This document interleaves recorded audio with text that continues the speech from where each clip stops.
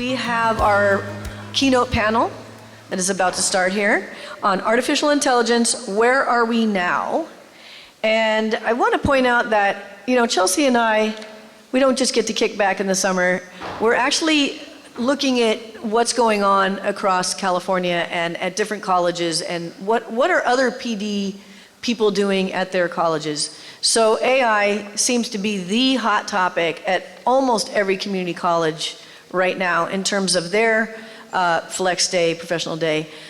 So we tried to get, or we did get, I didn't try, we did get some amazing presenters for you today. So I wanted to welcome our moderator, who is Nathan Pellegrin, and he's going to introduce himself, and so will our panelists. So please give him a big hand for all of our panelists and our moderator. Yes. Yep. Thank you. I'd like to acknowledge. Can we thank Chelsea and Marla for organizing a great Flex Day? Yes. Thank you. The support in putting together this panel, they're just always there, always available, and supportive. So thank you. So I'm Nathan Pellegrin, Director of Research and Planning at Merritt College. I have been with the district since 2012. And prior to that, I worked for Oakland Unified. So I've been in the East Bay in education for almost 25 years now, in a variety of capacities, including substitute teacher. I still have some trauma from that. So that's a little bit about me. And I'm going to hand it off to our esteemed panel members here to introduce themselves. First to Jennifer. Good morning. Thanks for having me today. I'm Dr. Jennifer Elemen. I work at UC Berkeley at the 21 CSLA State Center, which is the 21st Century California School Leadership Academy. We're a California Department of Education funded project for equity-centered professional learning for education leaders. And I am here today, not representing the university, but my own views, having researched and facilitated professional learning on ethical AI for the last year and a half or so, and longer than that, I've been the digitally mediated learning coordinator. I'm also on the Center for Leadership, Equity, and Research AI initiative, that's Clear AI, and I'm president of the California Council for the Social Studies. I was a high school history, social science teacher, government and economics for over 7 years in the Bay Area before also teaching in higher ed and serving in administration at the county and district level. And so I'm really interested in having this conversation today around the topic of AI with a focus on ethics, equity, and justice. Having these conversations, in addition to the college and career opportunities for students around civic and community readiness, and how can we help students to reimagine a future that is justice-centered. Now that AI is part of the conversation, how will this connect with the courses that we teach across the disciplines? So there are a lot of opportunities now for interdisciplinary collaboration with content, learning with and about AI, and so learning with AI, talking about how will we use AI in our different courses for different purposes or not? In which cases will we refuse? There's a group called Civics of Technology, and I recently presented at their conference. And there are some different views around AI that I think are really important to consider. The philosophy of technology, the economic, social, and political impact of AI. And so looking forward to having this conversation with you all today. Thank you. And next we have Tuan Nguyen. Good morning. My name is Tuan Nguyen. I am teaching now in AI department. Some of you say, what? AI department. It is true. So we at Laney here, under first the leadership of my former dean, Angel, and the guidance of the administrator here, we worked through for the past almost 3 years, 3+ years. No, two plus years, yeah, 2+ years. And finally, we got through with the AI as the foundation for the talk. I'm here, I'm teaching the course I would call Introduction to AI and Machine Learning. I encourage every one of you to take the class. So that would be an introductory and make you feel pretty comfortable with how to sing the AI song. So, then the next part is that please don't miss out the AI's steamroll here. Because if you are not aware of, then Andrew will share with you that there are millions of dollars streaming from the State Chancellor office down to the individual colleges. And so for me, I'm on the faculty side. I would like to encourage and make things interesting for students to learn. And I also help to develop an AI curriculum that would be for students. And also I help to run the so-called statewide California Community Colleges AI Consortium, or just AI Consortium. Surprisingly, within the last 2 weeks, we started to have a lot more faculty from a college by the name of Antelope Valley College. So they just have many more faculty to join us. And we are sharing very fun topics. For example, how many of you here would like to do grading, student homework? Chelsea still say yes, but yesterday she asked me, please create an app that would do grading. Anybody? Anybody? Now I'm not joking.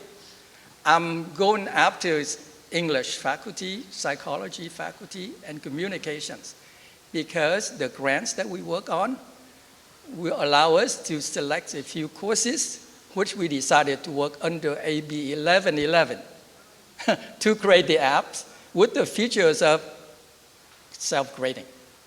Some of you may say that is a dream, but that is a really nice and sweet dream, if we can get through.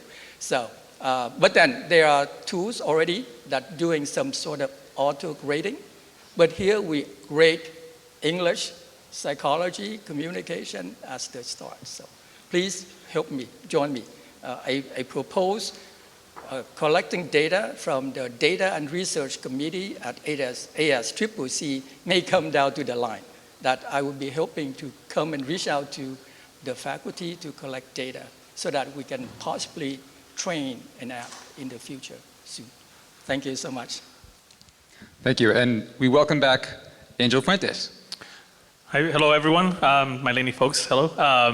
I'm Angel Fuentes. I'm the Dean of Business and Workforce Development at Evergreen Valley College in San Jose, California.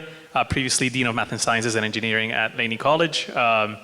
And I come to you today with the topic of how can we partner with organizations, not only in the state and education organizations like the State's Chancellor's Office or your local district, but also how to connect with industry partners like Google and NVIDIA now with the new MOU that was signed a week ago from the state by the governor and the chancellor for the California Community Colleges, as well as some other funding that I can talk about, that I can share with you, and the opportunities for those. Not only grants from the state, but also local and statewide grants that can be applied to get information and to get more funding to develop some of these programs to help yourself in your classes and so on.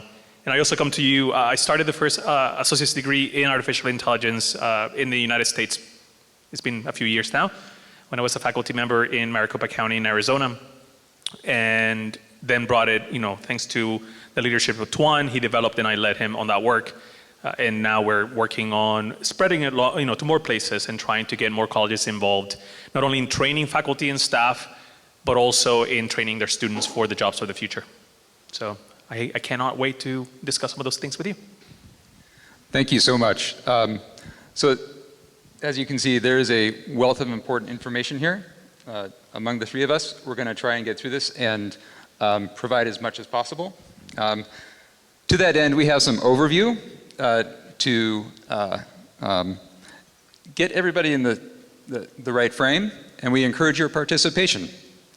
So we've set up a Padlet, and if you follow the QR code on the left, you can snap it with your phone. In fact, it might be a good idea to take a picture of this now. If you're online, you can take a picture and join with your phone then. Or if you have an app, you can, or screenshot it and use it that way. There's also, you may not be seeing it, but down at the bottom, there's URLs.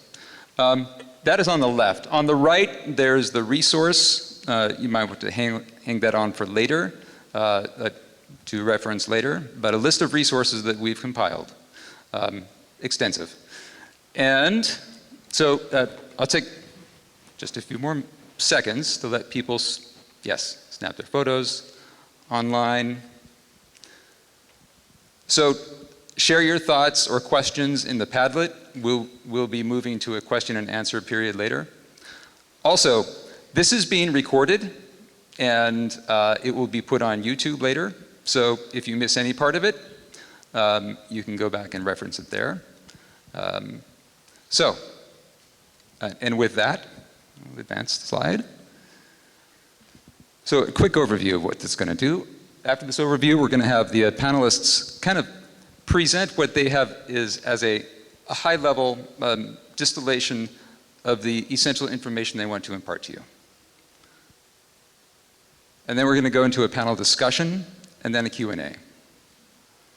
All right, so we put together some goals for this. This is professional development, and the takeaways that you will walk away from with this is that we're going to raise the awareness of generative AI and its impact, provide an overview of the pros and cons, and look at the implementation of the statewide strategies that are ongoing and planned, because there is a lot coming up, and highlight some upcoming professional development opportunities just within the next few months,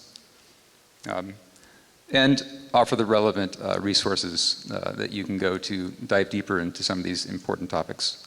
Okay, so having said that, I want to show this that you might recognize from maybe popping up on the internet, on the sides of buses or billboards. This is our wonderful current ad campaign. Yeah? So we're asking students to love their future, right? And this is, that is a strong message. So how do we do that? How do we help students love their future?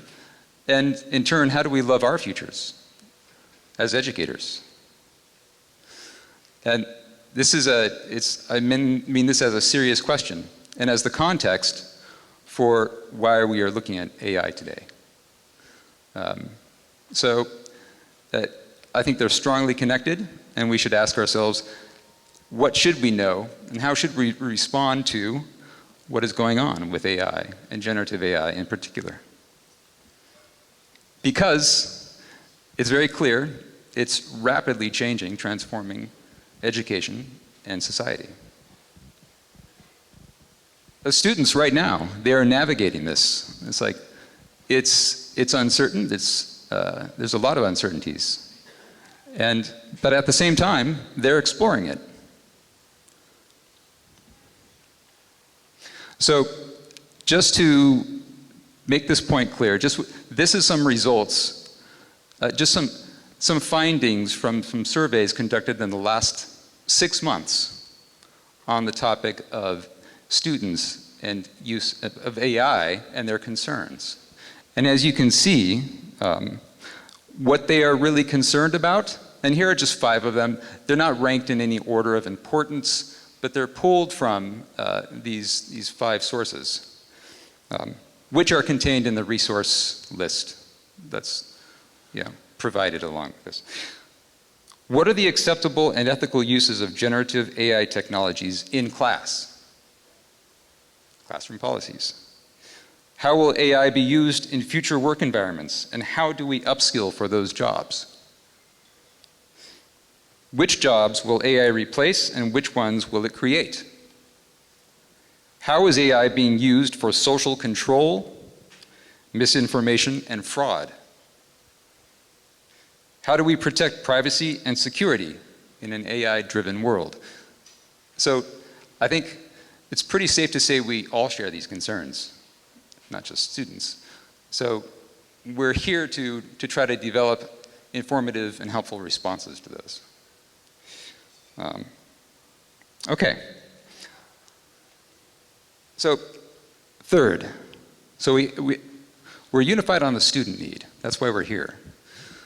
But we also have the Vision 2030, and there's 3 strategic directions that have been adopted by the system, one of which, the future of learning, is focused on generative AI.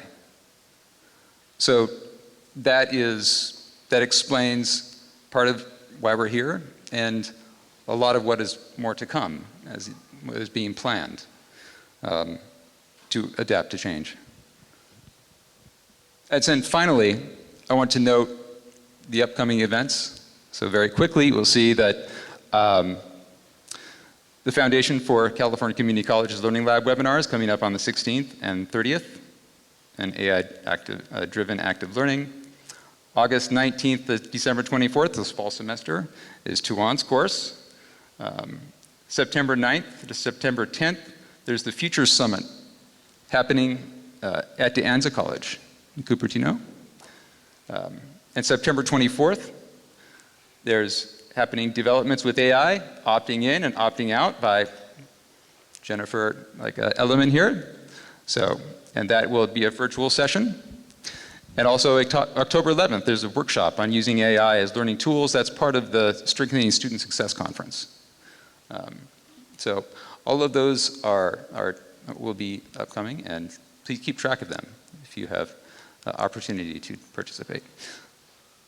Okay, so thank you for sitting for the overview. This is now back to the Padlet. So feel free to jump in. We're going to transition now to a kind of a presentation from the panelists to give us an overview that they have each. And this will be up during that time, so you can feel free to post your questions and comments. So with that, I'd like to then hand it over to Dr. Jennifer Elemen. Thank you. Yeah, so looking forward to your questions, posting some things to the Padlet. I started with one resource on the Padlet about AI ethics and assessments by Leon Furs, who's a researcher in Australia. I think it's a really interesting resource. And the question comes up about, to what extent might you use AI to learn about and with AI in your courses? And I think that question will vary depending on what you teach and what the learning goals of those assessments are. And so I think that's a helpful resource to see to what extent might AI be a helpful resource and to what extent might it not be in different cases. And so it's not about AI for everything, it's about critically analyzing how we're using AI for different purposes at the individual level, at the micro level, and at the macro level. So the framing from the California Department of Education on their website is learning with AI, learn about AI. We also have guidance from the US Department of Education and partnering organizations like Digital Promise, which recently put out a literacy framework for AI. And I have a forthcoming article in Literacy Today magazine from the International Literacy Association called Cultivating Generative AI Literacy for Social Justice. And some of the framing and research that I drew from comes from also Leon Furs, who developed that AI assessment scale, an ethical AI approach. So examining this topic of AI with all of these ethical dimensions around power, privilege, positionality, the economic impact, the environmental impact. We know for every time that we run a generative AI prompt, it's using about 30 times the energy of an internet search. So is it always worth it for me to use AI? No, it's not. If I know that I need just a simple internet search and I'll be able to use my own critical digital media literacy skills to find the credible source that I'm looking for, to find the information, then I might now choose a different search engine than the one that is providing me with a generative AI summary that I don't want or need. And so I'm thinking about that in terms of my own individual carbon footprint. And then collectively as a society, how are we using AI and in what ways is it contributing to climate change? These are important questions for us to consider. There are also concerns around harm. And in Joy Boyle and Weenie's book, Unmasking AI, she talks of two types of harm. There's allocative harm and representational harm. Allocative harm is about the digital divide, who has access to technologies, who has a say and power in determining how they're used, who's helped, who's harmed. And then the representational harm, how generative AI is perpetuating certain stereotypes, harms, misinformation, disinformation that's influencing our political system. So all of these are important considerations for us. And so I'm approaching AI literacy and critical generative AI literacy as part of critical digital media literacy, and then the way that it intersects across the disciplines. And ultimately, considering how we are empowering students to be those critical digital creators and producers of the future, and cultivating those critical digital consumption and curation skills along the way, regardless of to what extent we're using it to teach and learn with AI. It's really important for students to understand the impact, no matter what profession they go into, and understanding its role for us as citizens in a democracy. I'm looking at the view of ethics in AI. Late last year, working with a couple of the colleagues, we worked on an article and published it on the rostrum. It is about ethics in education and different view from professor, from industry looking at. So if you want to, you can take a look there.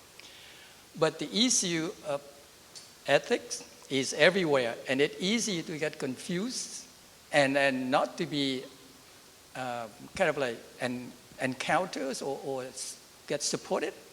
I would say in my class, right now I have one, but in the future, any of my classes would have at least some discussions on ethics, because those things change. Right? A few years back, maybe the concern of ethics would then be biasing. But that particular part has been addressed so much. Probably most of the apps, the design, and you have used, the issue of bias is a little bit less. Now it comes to responsibility, right? So you have heard of responsible AI. So after you address the bias, then let's take up who would be responsible for all of these things, right? So it comes right back to the companies like OpenAI, like Google, like Anthropics. So we have to go to the root of those things. But my view from the academic view, AI is unavoidable. And I just share with you, my dream goal is to grade my student using AI. So you may not like it, but it is coming. Because, for example, how many of you would like to spend, let's say, 15 minutes to grade one work from one student? If AIs come in and say, I can grade that in less than 5 minutes, and you control that grading, right? You wrote the rubrics, you create the templates, everything is yours. You control how it to be graded. Now you are going to say, for a class of 30 students, you are going to save maybe 300 minutes. How would you use that 300 minutes to do other helpful and exciting things to help our students instead of just do the grading? Anybody here, Chelsea? You are teaching ESL, kind of. Would you be happy to see students with misspelling and grammar because they came from another country? Probably not, right? 1 or 2, but 30 of them would give you a headache, right? So then, not just saving the minutes, it also saving the sanity of us as faculty too. So that is not a small point, because just yesterday we were discussing how we bring the design of the app, and I did some rough calculation. Let's put $1 million to hire a company to develop the app for us. And they would be looking, so we are doing something like that, so yes. So some disagree, but so then. In fact, next week, one of the workshops at Cal Berkeley, I will be asking them, can you share with us the technology that you use to do auto grading? So that is from my view. Save time so that we can work with our students in very different other aspects of learning, right? So grading would exhaust us. So what else can we do to help our students? So that is part of my mission. So. I will add to what has been said that, for example, in auto grading, Stanford University created their own version of an auto grader that the faculty can input, like Tuan said, the rubrics. They have control over how the AI grades the work. They are implementing it, and I believe it's in the College of Education. And they've had a lot of success. And it's a software, it's a system now that anyone can download, anyone can use, just right off the bat as well. Regarding the Vision 2030 as well, we have our own goals locally. We have our district goals, our college goals for enrollment and success and so on. And those two things are not mutually exclusive. We're trying to meet Vision 2030 with our own goals as well and help our students at the same time. And these are some areas where AI can really help achieve that work I would say, instead of just trying to figure out things on our own and just shooting in the dark almost sometimes, we can actually see some examples that have happened out there already and implement it ourselves on how we can better serve students, how we can make sure that they're transferring, if they want to transfer, of course, they're transferring or obtaining their degrees and being successful and in job placement and so on. We can help them with some initiatives that some colleges are doing out there, and as well as data analytics, which I consider a subset of AI through machine learning. It's something that everyone needs a data scientist nowadays. Every company has at least one. We have some IR folks, they use data analytics a lot. And so teaching not only our faculty and students, but also helping the staff understand this, because for example, our assistants, the division assistants, they do a lot of this work and they have been doing this for so long now, and we can optimize that work, we can make them more efficient. Because sometimes we ask them to, or I ask them to, hey, I need a report on the budget. I need a report on the enrollment, on how was it last semester, how was it last year compared to this year. And this can help them obtain that data and present it to you and to everyone in a much more, not only pretty way, but also efficient for them, so that they're not spending lots of time trying to get this data and make it in a way that, put it together in a way that makes sense for everybody else. And regarding the Future Summit, great thing is from the State Chancellor's Office. It's about education and how AI is affecting education. And I'll be there. I'm one of the panelists for the curriculum and education session. So I highly encourage you all to register and attend. It's kind of local almost. I live in Emeryville. I drive to San Jose every day for work. It's not too bad. It's just 2 days. So it's a good thing that the State Chancellor's Office is doing this. It's all through a new initiative that they have called the Digital Center for Innovation, Transformation, and Equity. It's something that the State Board of Governors approved for the State Chancellor's Office for the whole California community colleges. So you'll see more of that work coming up soon. You'll start seeing more information about how can we scale things up to the whole state. From even, what if Laney is doing something really good? What if College of Alameda is doing something really good in a specific area? How do we take that and then scale it up to other colleges so that they can also benefit from the innovation that is happening locally at a specific college? So they're really trying to help. We're trying to help each other. And the new state chancellor, right? She's trying to help colleges across the state that may not have the resources to do something like a college that perhaps is basic aid or has a very high enrollment. They're trying to help the other colleges as well through some of these initiatives. In general, there is a lot of funding out there and especially right now, for projects in AI and for not only developing AI courses, but also how to implement these AI tools into other courses and into services like counseling and so on. I know for a fact my old district, the Merritt Community College District, just created a sort of like a consortium, a group together with Houston Community College and Miami-Dade College, and they just got an NSF grant to support their bachelor's degrees in AI. All three colleges, all three districts were successful in proposing and obtaining a bachelor's degree in artificial intelligence because there's a lot of jobs out there nowadays that just require a bachelor's degree in AI for the student to obtain a living wage and a good job, a career for the rest of their lives. And those grants, they not only are to continue these programs and make sure that the funding is there to support them, but also to create transfer pathways from community colleges one to another, or even between themselves, internally. And they also have full ride scholarships for the students as well as part of it, which is amazing. If we can pay for the students' education, and even through a bachelor's degree at a community college, or even if it's just an associate's degree, and then send them to the university to continue this work and pay for that, that would be incredible. As part of those grants as well, they are creating co-ops and internships, paid internships in co-ops for the students, so they don't have to go outside and get jobs. They can still stay within the field that they're going to go into later on, once they get a full-time job in this, let's say, or a part-time job in this field. And so they're supporting students at every point throughout the process. They're supporting them with counselors and so on to make sure that the students are achieving what they, in the steps and in the way that they should be and be successful later on.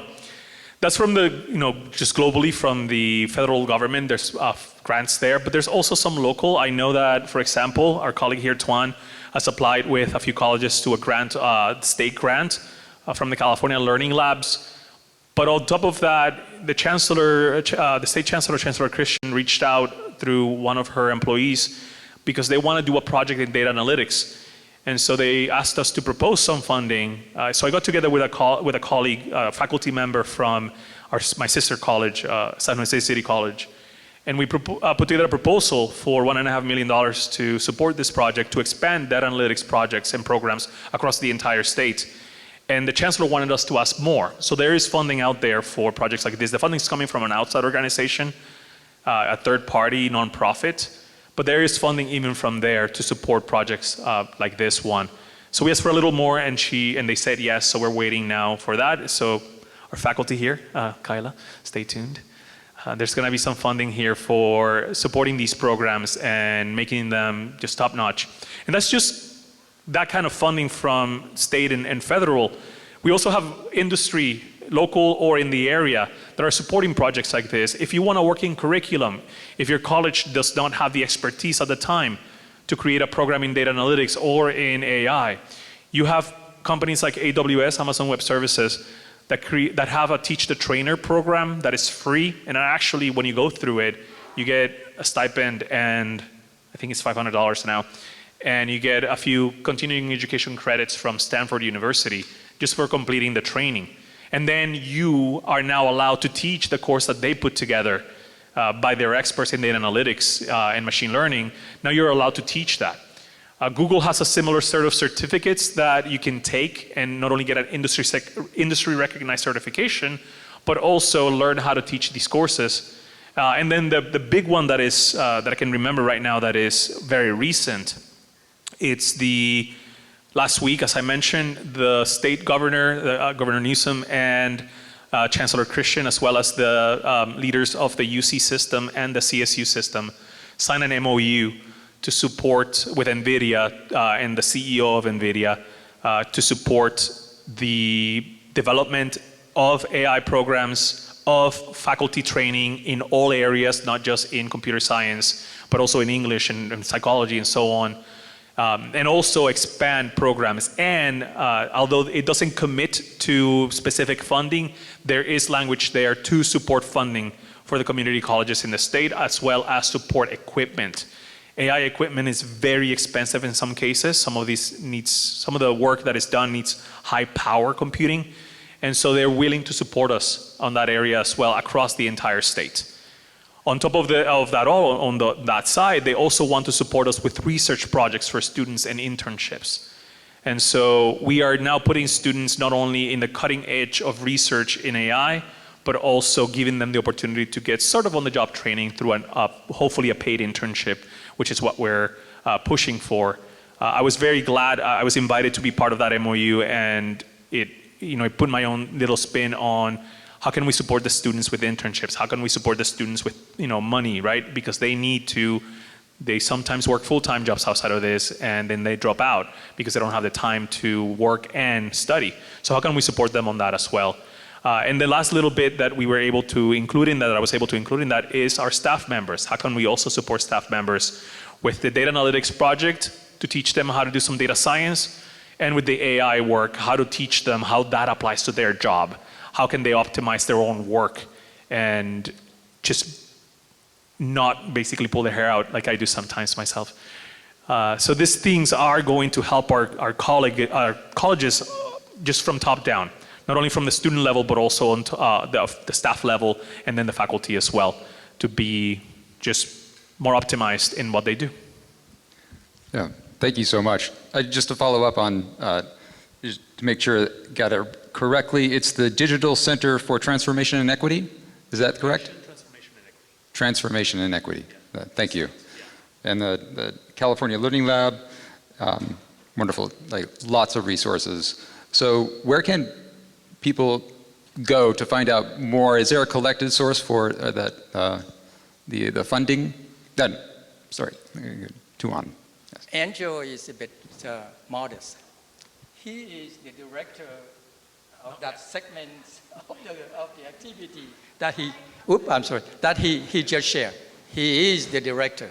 So I was joking with my dean, I think that yesterday or the day before, on Wednesday. Yeah. So it's better come after him.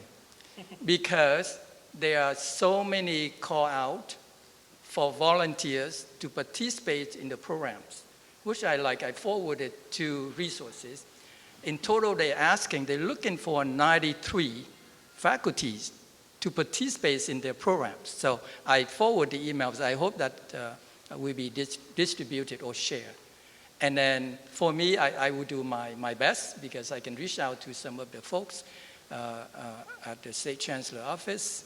Angel does have access to State Chancellor Office. So the colleges need to be ready, because when they come down to it and say, but your college does not seem to be interested in it, and why are you asking for this? So that would be an issue. So I'm not that yet, but soon maybe. Don't want to spill the beans too early. I would say though that if you want to access some of this work, not only the resource page that Nathan so brilliantly put together, there's some of that work there, but the Amazon Web Services training on machine learning and data science, data analytics, it's available through their Machine Learning University, is what it's called, system. So if you Google AWS Machine Learning University, you will get that information. It's all free, as I said before. And their only commitment is, hey, will you teach this course when you go through the program? The other thing that, and it was developed by AWS, but it was optimized and made better by faculty who went through the project and through the program in the beginning, myself included. So it's a really good system. I really like that one a lot. In the case of Google, if you go to the Coursera, which is where they have their certifications, you'll see a lot of that in there. A lot of their systems and a lot of their programs and classes. I forgot to mention, Intel has their own. Intel is a little more, you have to sign up for it, and there's some paperwork that you have to sign, intellectual property stuff. But they have the AI for All program, which also teaches faculty and everyone that wants to go through it some techniques and some the courses that the students would then take on later on. And so it's called Intel for AI for All. And AI for Work or AI for All, yeah. I forget their actual name now. And the NVIDIA work, nothing has happened. The MOU was signed last week. I do have a meeting next week with folks from the State Chancellor's Office to begin the work.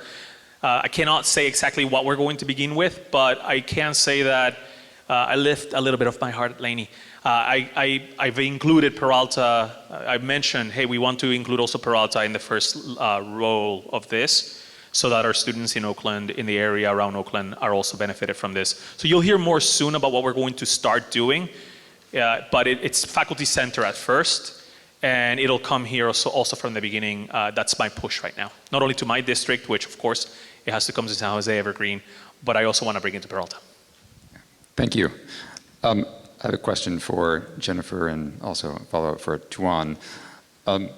Jennifer, one question that has come up, came up in our discussions earlier, but also in putting together the resource list, is that there is a bewildering array of AI apps. If you haven't noticed, they're just everywhere. And how do we keep track of them? How do we assess them? I mean, in trying to evaluate whether they're useful for the classroom, how do we go about that? Do you have any advice?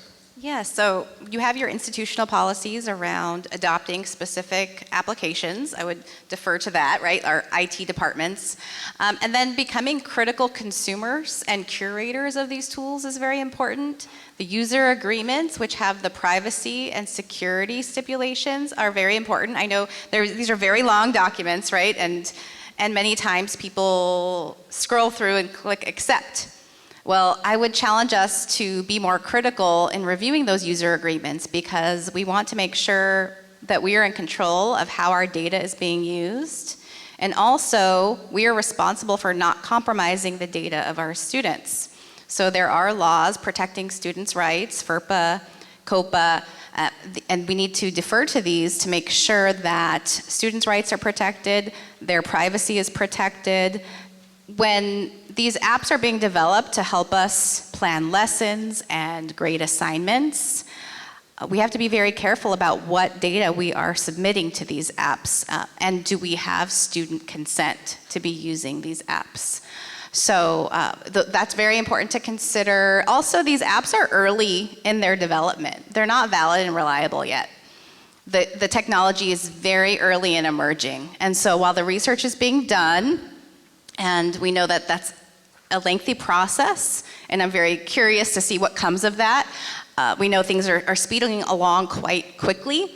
In the meantime, it is important to be skeptical and critical of which apps we're using because they will sell it to us in a way that promises to speed up our efficiency, our productivity, making our jobs easier, and I'm all for making teachers' lives easier, for sure.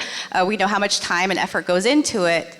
And it's very important that that's done in a way that's responsible and ethical and respects the academic integrity of this entire process for teachers, instructors, and students. So I would say to review those carefully, and there are some organizations that will help us to review the risk assessment. MIT just came out with a program to help review the risk involved with different apps. There's an organization called Common Sense Education, part of Common Sense Media, that rates different EdTech apps. ISTE, which is the International Society for Technology and Education, has created a group to help review the new AI apps. So there will be rating systems to evaluate these tools for safety, validity, reliability, and the promises of efficiency and creativity. But there are still legal challenges too. We know that there are some lawsuits. We saw the writers' strike. We see some celebrities suing because their copyrighted intellectual property is being scraped without citation and compensation. And so we'll see what happens there with the pending litigation and the regulation. Right now, what we do see at the regulatory level is the tech CEOs being invited in to help write the laws that will regulate their industries. And so we want to make sure that those advisory groups and panels that are advising the writing of these laws actually are representative of the people that they're intended to serve. So again, back to this being not only college and career opportunities focused, we need to focus on the civic life readiness and making sure that students and all of us are aware of what's happening in this process of digital transformation, and we want to make human judgment and justice at the center of that process. Thank you. Yes. I mean, so there's some of the apps are explicit, can be extractive, right? So they're actually monetizing the information they're collecting. Excuse me. And so I wanted to rephrase that. Sorry. Thank you.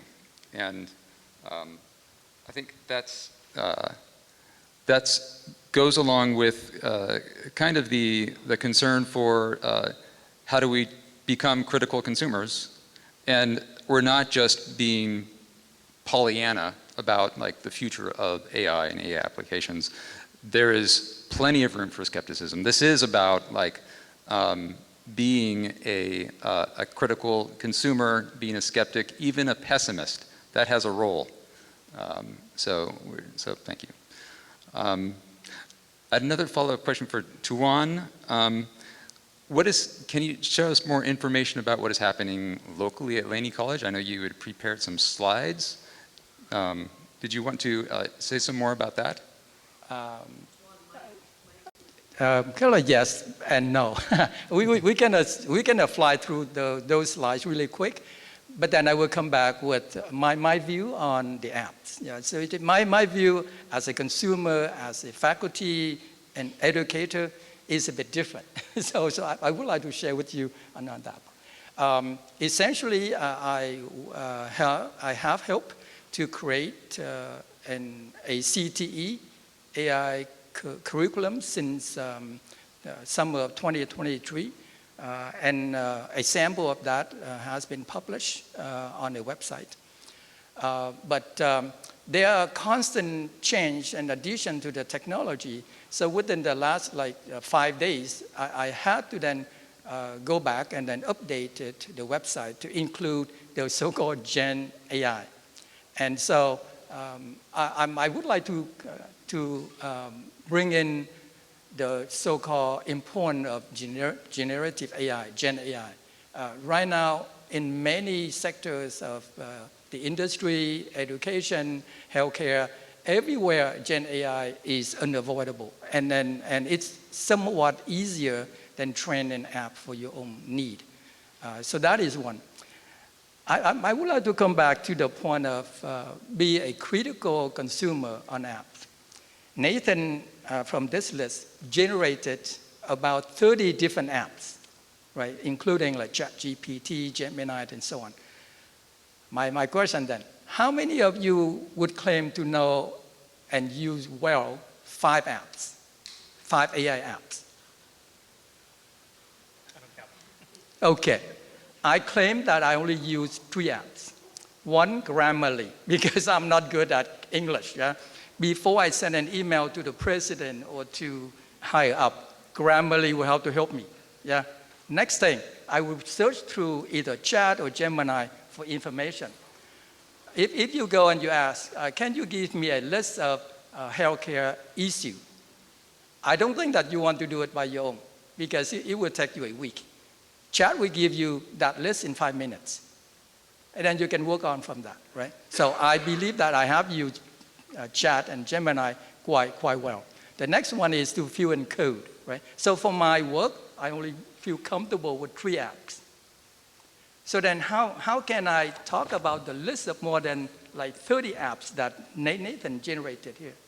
So my plan from here on is in every semester, in every class, I will encourage my students to pick an app, learn about it, write a report, so that anybody else can come in and feel comfortable with the assessment of the app and how to use that app.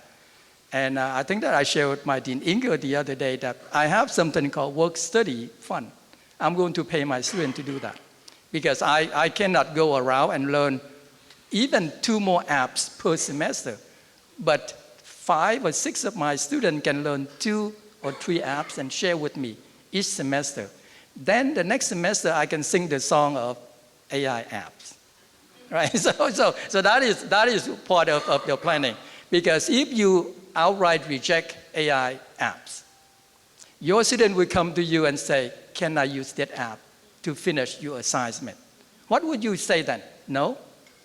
Then you have to provide a reason, right? If you say cheating, then I cannot say much else. Yeah? Nowadays, out there, from the view of the ASCCC as the conversation go, 2 years ago, that word, right, is prominent. Last year, it's not there anymore. It is, how can we bring the app into the classroom? And now, look at me, I am looking at specific features to help faculties to do some of the routine work away and help our students in maybe conversation. Right? We can invite them to the office hours instead of 300 minutes that I share with you there. Do the grading, bring them in, right? Share with us how did you like when you do the homework. What would then be the issue that's stopping you? Or what can you share with all of the things that you have done or that specific app that you claim to use. So those are things that I think I like about the apps. Maybe I'm an educator, so I have to advocate for openness. Some other agency will have to do the evaluation or the assessment. That is true, but it's not us. I just like my students to be aware of the apps that they may want to use because of what their need can be. So that's how I read the app. I was just going to add really quickly that we use more, it's more than 3, I'm sure. We use more apps that either have AI in them or that are just fully AI based. Tuan mentioned some of them like ChatGPT. I use one called ChatPDF, which just lets me upload PDF files and then ask a question about them. A lot of them times, faculty contract, that's my favorite one. I have it in there. Where does it talk about blah? Enter. There it is. It tells me where it talks about X or Y. Or I ask it about an MOU. Hey, where does it talk about this or that? And it shows me exactly, instead of having to read the entire document to find exactly where I need to go, I just ask it a question. Where does it say talk about this? And there it is. So it's really, really, really useful for me. And it makes me more efficient when there's a question, a very urgent question. I can just go, here it is. There's the answer really quickly. Of course, I don't enter documents, like Jennifer said. I don't enter documents that have student names, information. But public documents like the contract and things like that, that's easy. But even in our daily lives, right? I'm learning a language, I'm learning German. I have my Duolingo, that uses AI. Anyone that has a self-driving car, that has a little bit of a self-driving technology, that uses AI. So there's so many things, like Grammarly as well. Uber, the Uber app uses AI. So many of our apps nowadays in our lives are so centered around this world that's why we need to teach our students this information, because they're worried. We surveyed our students at San Jose Evergreen, and their main concern was, I am not being prepared for the job I will get. Because they will use this tool in that job, and I'm not being prepared for that. So the students are worried about, are they going to be ready for the job or not, or are they going to have to learn more when they get there, or not even be hired?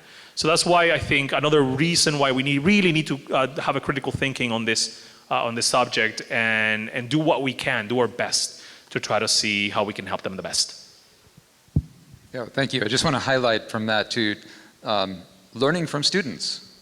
This is an opportunity to engage students in the learning process and learn along with them. So thank you.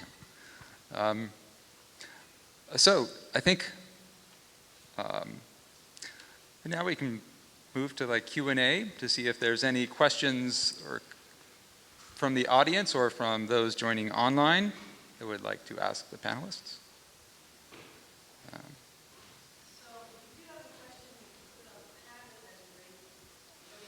Of questions. I'm going to pass this down to Chelsea here to ask some of these from the Padlet, and then if you have a question in person, I'll go around a little bit in a minute, but the Padlet has a ton.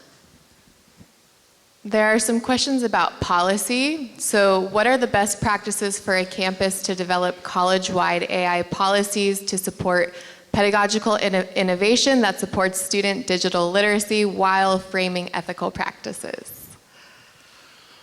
There's a lot of examples out there already of that. I think the first thing you need to do as a campus, as a college, as a district, is talk to your district leadership and to your college leadership. A lot of these policies are set by boards as well. So you need to make sure you're in compliance with that first of all. And after you're in compliance with it, at that point, you have an ability to decide for your class how you want to use this. Myself, I teach a class at Laney College in the evenings on Wednesdays. And I'm an astronomer. That's another reason why everyone can go into this. I am not a computer scientist. I do know some computer languages. I've learned them throughout my life. But I'm an astronomer, and that's what I teach. That's what I love in terms of when, my teaching profession, I guess. But I love this world, and I really got very interested in it, and that's how I ended up in this. And within the policies established by the board at the Ohlone district, I'm able to create a policy for my own class that states if I'm going to allow AI, if I'm not going to allow it, or if I am going to allow it with guidelines. And that's the one that I choose every time. Sometimes I have assignments where I say no AI on this one. And so in some of cases, I say, hey, go to, and I actually tell them to use it. They're going to use it no matter what. So I tell them, in this case, go to ChatGPT and ask this question about X or Y. Now that you've asked that question and you have an answer, what does that mean to you? Or how does that impact your life? Or what can we infer from that for the future ourselves in your community? So I now make it about themselves and their area. ChatGPT has a little more, all these generative AI systems have a harder time trying to focus down so much when you get to that point.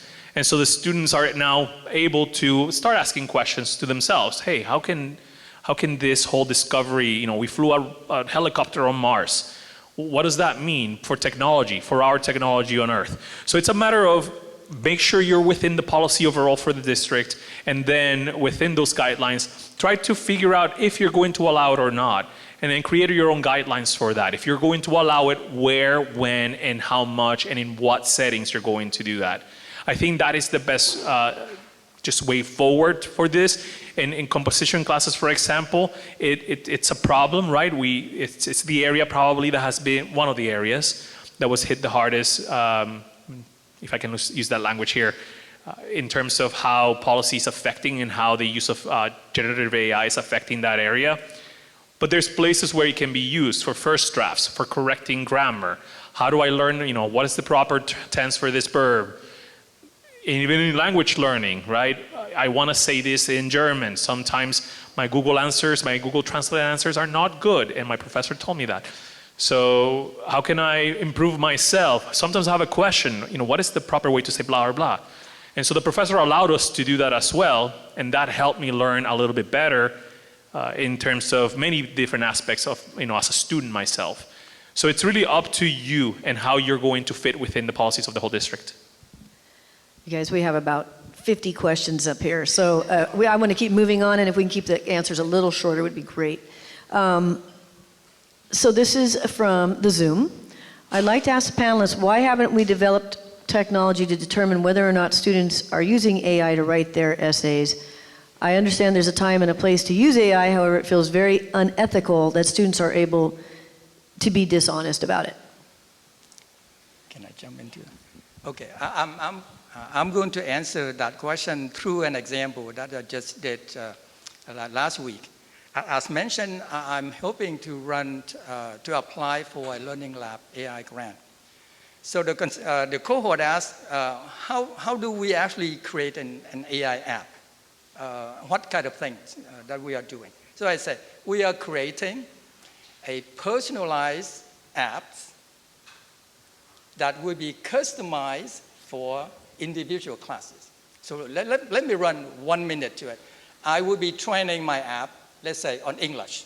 So I have a base English app.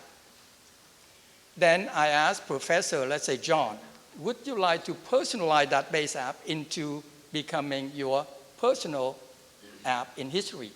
Because it comes from you, right? His John info, John experiences, and so on. So now I have a personalized app for John. John says, spring 2025, I will be teaching English 1A, English 5. John said, then I will customize that personalized app for English 1A and English 5. Are you follow what I just said? Yeah? Oh, okay. So then the cohort asked me to create a sample work from the potential app that we created. I say, okay, I'm going to ask students to do a class presentation as an assignment. So that question came up. How would we have the app create or guide students to go through and finish that assignment, a class presentation? So I worked up the whole series and I got stuck at the end because I'm not English teacher, right? So I just stopped. But in the sequence, I actually have the option for a student to use the first draft and then come in at the personal experience of the students and have the features to figure out how much of the original draft was used in the revision kind of thing, right? So at least to identify the work and so on. So all of that. And the data inside, like how much time the student's spending to do the work, how tedious the changes and the updates, all of those information will save for analytic work to then contribute to the grading as one of the features. So that is one of the options that we did. Jennifer, I would love to ask you about bias, how that's manifesting in AI apps, how we can mitigate it, and just some of your research around that. Yeah, so one caution is to not anthropomorphize these apps and tools. These are human-created, programmed products. And so the biases of the humans programming these apps and tools will manifest in the generation of content. And so when we hear about people using AI as a thought partner or calling it by a name like Alexa or Siri, it's only contributing to this, right? Like this is a large language model, machine learning that is predicting what the next word should be. So there are apps in development to try to decipher which student submitted assignments were AI generated. But I would caution us to beware of these AI detectors because the research so far shows that they're actually biased against students whose first language is not English. And so we don't want to be in these situations where we're falsely accusing students of using AI when they have not. So it's still too early to rely on those types of AI detector apps. We also see a lot of harmful content. We hear this euphemism of hallucinations when it's really inaccurate content or content that reinforces stereotypes that are racist, sexist, ableist, and so forth. So we have to be really careful about what we're generating, and in real time with students that can cause trauma to see these images being reinforced in real time. And so we want to be very careful about which products we're using, how we're using them, how they're programmed, who is programming these, whose biases are they reflecting, and then what are we prompting them with, how are these being generated. And then we see it in the mass media. I mean, it's an election year. We see a lot of misinformation, disinformation being perpetuated by bots to influence the election. So we have to be really careful about that content and the bias that's going into programming the output that's generated by these AI apps. Great, thank you very much. I wanted to open it to the audience who's physically here. We've got questions back here. We have plenty on the Padlet, but we also want to make sure you get a chance to ask out here as well. We'll also mention, just while you're walking, that Jennifer presented at the Peralta Online Equity Summit at the end of May, extensively on that topic too. So. Hi, thank you so much. Can you hear me? Thank you so much for being here. This is hugely insightful. My question is, as an educator, I've worked most recently as a graduate student teaching business at Davis, and I found that with respect to AI, we're building the plane as we fly it. And so to your point, there's misinformation out there, and there's also misuse of it. The integrity of the work of some of the students gets compromised. So the solution became, at least in my classroom, in partnership with senior instructors, is instead of resist it, embrace, just ask then the students to be honest and cite their source. So my question is, especially considering the generation I came from, I'm older than I look. But I certainly, I'm totally kidding, I just did that to make you laugh, but essentially I find myself in a conundrum as an educator trying to decide or discern between having students learn on their own organically, which I actually lean towards, having curiosity drive them, and then also embracing innovation, especially in business through entrepreneurship by using tools like AI. But mainly to solve problems. So my question really is, how do you recommend to educators, staff, and our other fellow peers for how to sort of lean in and embrace the resistance as well? That's my question. I always think about what is the learning goal? And then what is the role of technology then in supporting that learning goal? So if the learning goal in a particular case is to learn those foundational composition writing skills, for example, then it's important to emphasize, give students that practice, right? That human practice of learning the critical thinking and the skills and competencies involved in becoming a writer, an independent writer. And as we progress, and depending on what the different learning goals are in different disciplines, using a different technology or digital or AI tool may actually be appropriate in some cases.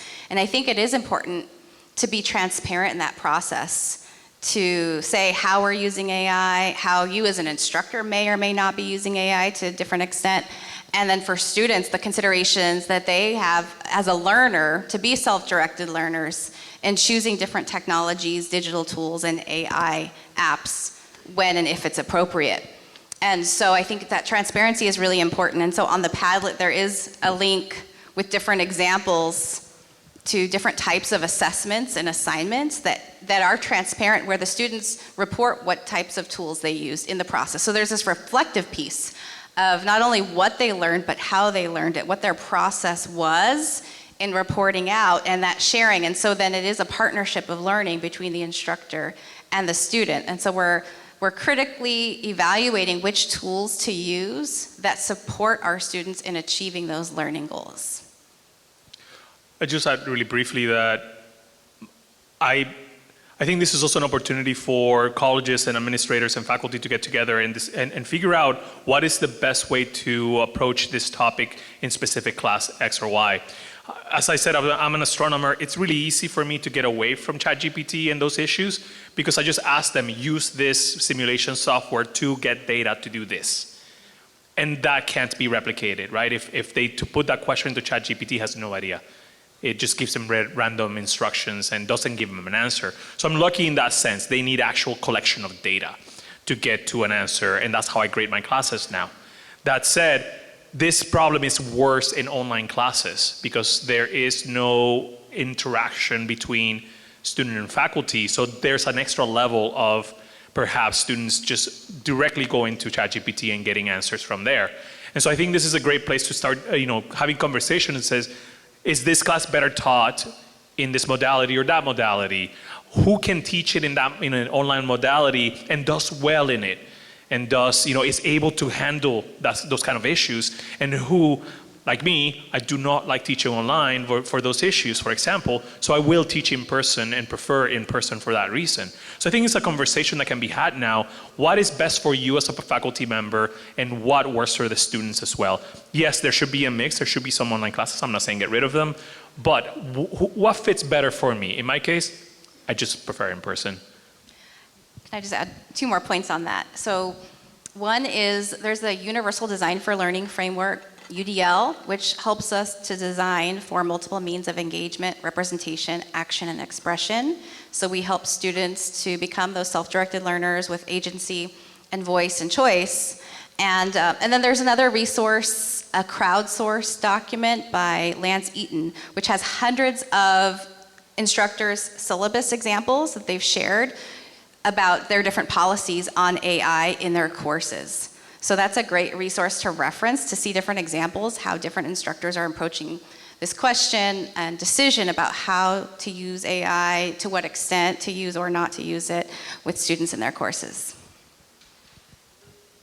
I just want to add one point. Just ask students, if you use Chat, Gemini, whatever, put the exact, let's say, when did you use it, right? Just ask them, right? Are you using Chat at 1 o'clock in the morning on this day? Good enough, right? Code that in. So then they would know. Another student used the same chat, the same prompt at 2 a.m. we get a slightly different answer.